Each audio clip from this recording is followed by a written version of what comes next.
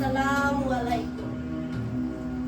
এই যে দেখতে পাচ্ছেন বাগদাদের আধ্যাত্মিক আশ্রম, সুফি সাধনার প্রাথমিক স্থান।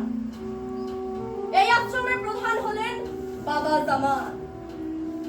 আজ বিকেলে নিজের অনুচর নিয়ে আশ্রমে উপস্থিত হয়েছেন বাগদাদের বিচারপতি, অত্যন্ত প্রভাবশালী ব্যক্তি। তার মুখের একটি কথায় তিনি ফাঁসির কাস্টে ঝোলাতে পারেন যে কোনো নির্দোষ মানুষকে, ঠিক তেমনি ফাঁসির কাস্ট থেকে মুক্ত করে দিতে পারেন প্রমাণিত অপরাধ। সুফিদের তিনি পছন্দ করেন না বলেই সকলে জানেন, তবু এই আশ্রমের সুফিরা তার প্রভাবের কারণে তাকে সম্মান করতে বাধ্য। আমরা পৃথিবীর সেরা শহরে বাস করছি, এটাই পৃথিবীর কেন্দ্র। আপনার কি মনে হয় বাবা জামান? নিঃসন্দেহে এটি খুবই চমৎকার শহর, কিন্তু একটা বিষয় নিয়ে আমার সংশয় আছে। 1000 বছর পরেও এই শহরের অবস্থা এমন থাকবে না। নিরাশাবাদী মানুষজন, আব্বাসীয়দের ক্ষমতা কখনো শেষ হবে না, কখনোই না। আমরা আরো উন্নতি করব, কিন্তু তার জন্য আমাদের ভেতরে থাকা বিশ্বাসঘাতকদের খুঁজে বের করতে হবে। কিছু কিছু মানুষ আছে নিজেকে মুসলিম বলে দাবি করে, কিন্তু ইসলাম সম্পর্কে তাদের যে ব্যাখ্যা তা মুসলিমদের হুমকির চাইতেও ভয়ঙ্কর। কিন্তু আপনার আশ্রমে যারা আছে তাদের নিয়ে আমার কোনো আপত্তি নেই, কিন্তু আপনার কি মনে হয় না কিছু কিছু সুফি নিজেদের সীমা লঙ্ঘন করে বসে আছে?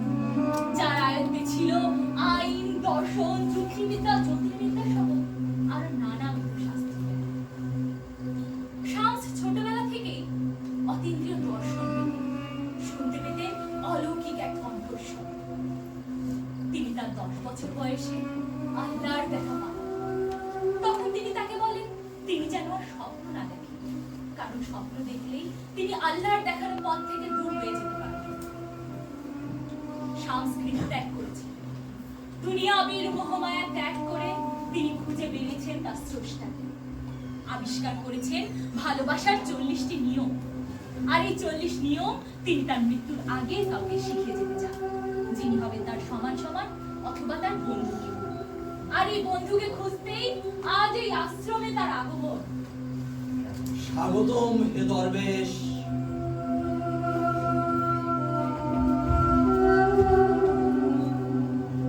এখানে আসার কারণ কি?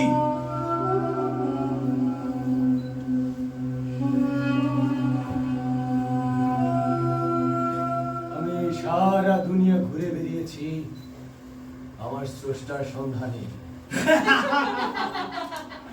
তাকে কি খুঁজে পেয়েছেন আপনি? সত্যি কথা বলতে তিনি সবসময় আমার সঙ্গেই ছিলেন। সে যদি সবসময় আপনার সঙ্গেই থাকে তাহলে এত কষ্ট করে তাকে খুঁজে বেড়ানোর মানে কি? তোমার সেই ডাকেই বেশি সন্তুষ্ট।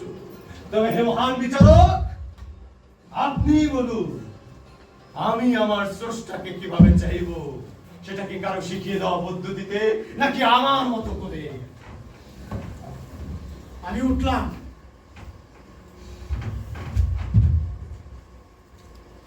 আসসালামু আলাইকুম। ওয়ালাইকুম আসসালাম।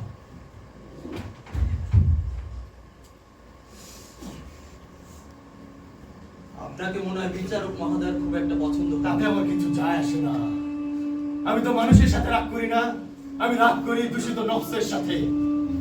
আমার কিছু যায় আসে না। সবাই স্থির হয়ে বসুন।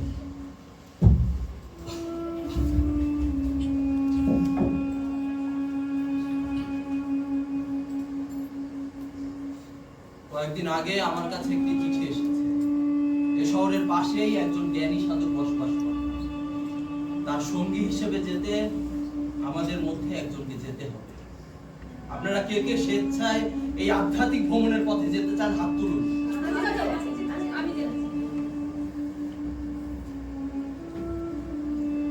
মনস্থির করার আগে একটা জিনিস বলে রাখা দরকার। এই পথ অত্যন্ত বিপদ সংকুল এবং প্রতিকূলতায় পূর্ণ। যে একবার যাবে তার ফিরে আসার কোনো নিশ্চয়তা নেই।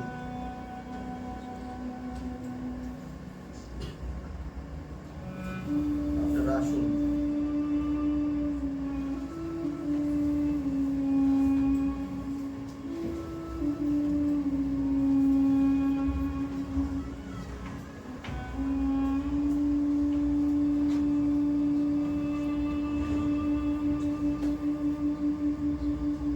বাবা জামান, আমি একজনকে খুঁজছি, আর তাকে খুঁজতে খুঁজতে আমার স্রষ্টা আমাকে আপনার দরবারে এনে হাজির করেছে। শামস, আমি অনেক আগে থেকেই রেশমের চাষ করি। রেশমের সাথে ভালোবাসার মিল হলো দুটোই অত্যন্ত সূক্ষ্ম এবং বিস্ময় রকমের শক্ত। রেশম যখন খোলস কেটে বেরিয়ে আসে, সে তার সুতোকে নষ্ট করে ফেলে।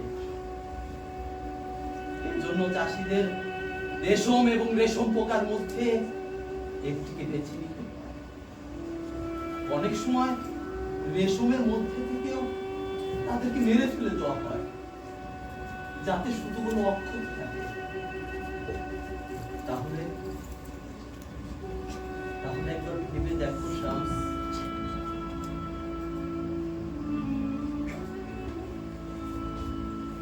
একটি রেশমি রুমাল তৈরি করতে কতগুলো পোকার প্রাণ দিতে হয়।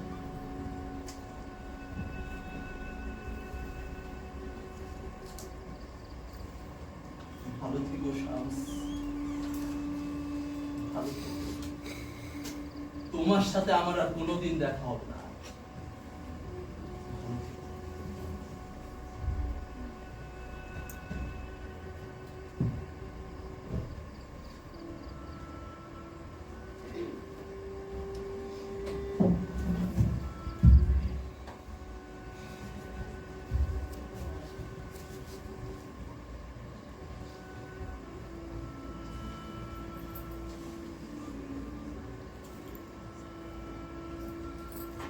আলেম সম্রাট বাহাউদ্দিন ওয়ালেদের পুত্র তিনি। জ্ঞান সাধনায় পূর্ণ হলেও আধ্যাত্মিক পথ এখনো অসম্পূর্ণ, যার জন্য প্রয়োজন আধ্যাত্মিক পথ প্রদর্শকের। সৈয়দ বুরহানুদ্দিন যার আধ্যাত্মিক গুরু এবং পরবর্তীতে শিষ্যতে রূপান্তরিত হন, তিনি সেই মহান সাধক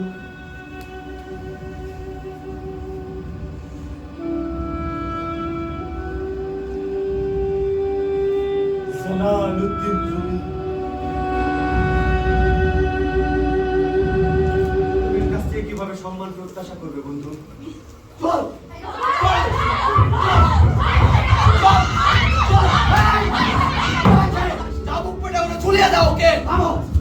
তোমরা এতগুলো মানুষ মিলে একটা মেয়ের উপর ঝাঁপিয়ে পড়েছো, কি দোষ করেছে সে? পুরুষ সেজে মসজিদে ঢুকে মসজিদের পবিত্রতা নষ্ট করেছে। তাতে কি হয়েছে? মসজিদে ঢুকে কি অন্যায়? ও একটা বেশ্যা, মসজিদে ঢোকার আর কোনো অধিকার নেই।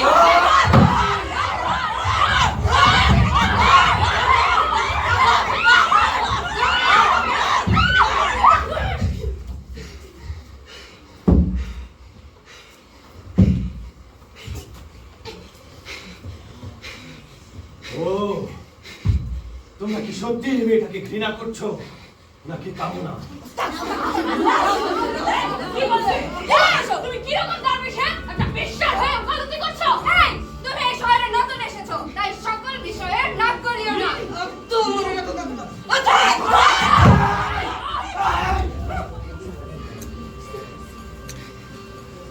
তোমাদের মনোযোগ যদি ইবাদতেই থাকতো না, এই মেয়ে উলঙ্গ হয়ে বসে থাকলেও তোমাদের সেদিকে নজর যেত না।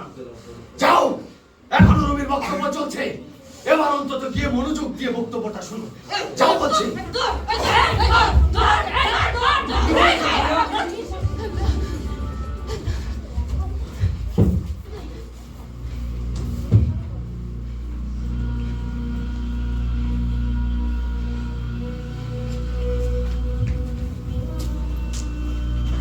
আসসালামু আলাইকুম।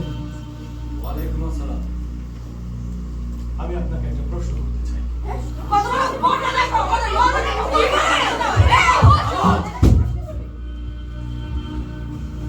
তোমার প্রশ্ন বলে যাও। তবে বলুন দেখি, হযরত মুহাম্মদ সাল্লাল্লাহু আলাইহি ওয়াসাল্লাম আর সুফি বাইজিদ বুস্তামি রাহমাতুল্লাহ আলাইহি কে উত্তম? এই কেমন প্রশ্ন? হযরত মুহাম্মদ মুস্তাফা সাল্লাল্লাহু আলাইহি সাল্লামের সাথে একজন সাধারণ সুফি সাধকের তুলনা করতে তোমার সাহস হয় কিভাবে? দাঁড়াও! তোমার এত বড় আস্পর্ধার কারণ বলে যাও।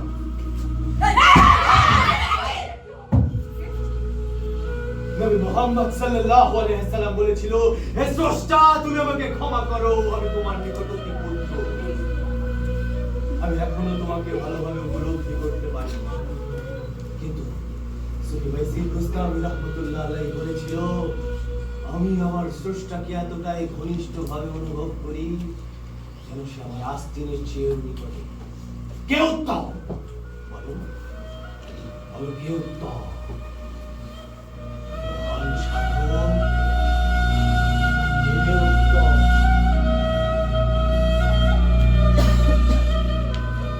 আমার আল্লাহর ভালোবাসা হলো অসীম সমুদ্রের মতো, আর আমরা সেখান থেকে বাটি দিয়ে পানি সংগ্রহ করি। যার পাত্র যত বড়, সে ঠিক ততটাই পানি সংগ্রহ করতে পারে। হযরত বাইজিদ বুস্তামির পাত্র ছিল ছোট, সুতরাং তার তৃষ্ণা খুব দ্রুতই মিটে গেছে। আর আমার নবী মুহাম্মদ সাল্লাল্লাহু আলাইহি ওয়াসাল্লাম ছিলেন আমার আল্লাহর দ্বারা পছন্দ করা বান্দা, সুতরাং তার তৃষ্ণা ছিল অসীম। মারহাবা, মারহাবা। তবে তোমার পাত্র কত বড় হে সাধক?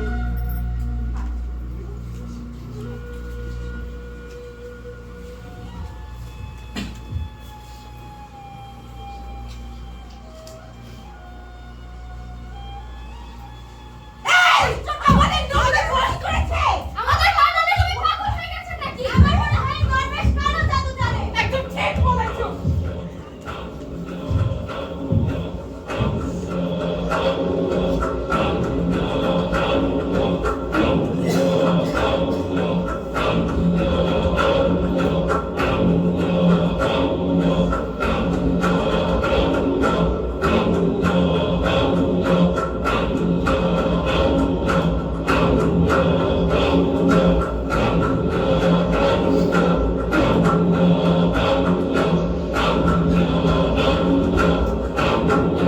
মাওলানা জালালউদ্দিন রুমি, বাইজিদ বুস্তামি রাহমাতুল্লাহ আলাইহি, শামস তাবরিজ, এর মধ্যে দুইজন সাধক, একজন গবেষক।